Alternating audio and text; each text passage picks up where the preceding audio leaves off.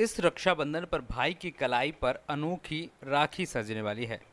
जी हाँ, आगरा गौशालाओं से निकलने वाले गोबर से जहाँ सीड्स बॉल, हवन सामग्री, धूपबत्ती और बंधनबाद आदि जैसे प्रोडक्ट बनाए जा रहे हैं, वहीं अब भाइयों की कलाइयों पर इस बार गाय के गोबर से बनी हुई राखियाँ सजने वाली हैं। लव यू जिंदगी फाउंडेशन नाम की संस्था ने गाय के गोबर से अनोखी राखियाँ ये तैयार की हैं। इन राखियों को नगर निगम स्थित स्टॉल पर बिक्री के लिए रखा गया है। नगर निगम में सरकारी छुट्टी होने के बावजूद भी इन राखियों की बिक्री की जाएगी। तो आप भी नगर निगम के इस स्टॉल से इस रक्षाबंधन पर गाय के गोबर से बनी हुई ये राखियाँ खरीद सकते हैं। इन राखियों की खासियत है कि इन राखियों के अंदर तुलसी के बीज डाले गए हैं। रक्षाबंधन त्यौहार के बाद इन राखियों को आप नदी, तालाब या फिर गमलों में विसर्जित कर सकते हैं, जिनसे तुलसी का पौधा निकलेगा। तो हम लोग इस मुहिम को नगर निगम के द्वारा जो ये मुहिम लगाई गई है, चलाई गई है, उसमें अपना सहयोग देने में पूरा प्रयास कर रहे हैं। क्या है कि पर्यावरण को बचाने के लिए आप देख रहे हैं कि किस तरह हमारा पर्यावरण आजकल हर जो उपयोग होने वाली चीज़ों से प्रभावित होता है।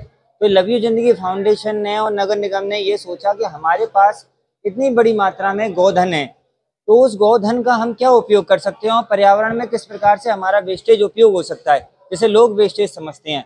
तो उन्होंने जो अपनी सरकारी गौशालाएं हैं जहाँ दान नहीं पहुँचता है, तो उन गौशालाओं को स्वावलंबी बनाने के लिए उनके गौ में यानी कि गोबर को उन्होंने उपयोग किया और उपयोग उसके माध्यम से विभिन्न उन्होंने गौ में राखियां अलग अलग त्योहारों पे बनाई, अलग अलग उत्पाद उन्होंने बनाए। इन उत्पादों में मुख्य रूप से ये देसी गाय के उत्पाद हैं, ना भैंस के हैं ना जर्सी के, क्योंकि देसी गाय का हमारे विज्ञान में और हमारे शास्त्रों में विशेष वर्णन है कि वो हमारे लिए एंटी बैक्टीरियल और एंटी फंगल उनके अंदर प्रॉपर्टी होती है। ये यूएस पेटेंट और चाइना पेटेंटों में भी सिद्ध हो चुका है।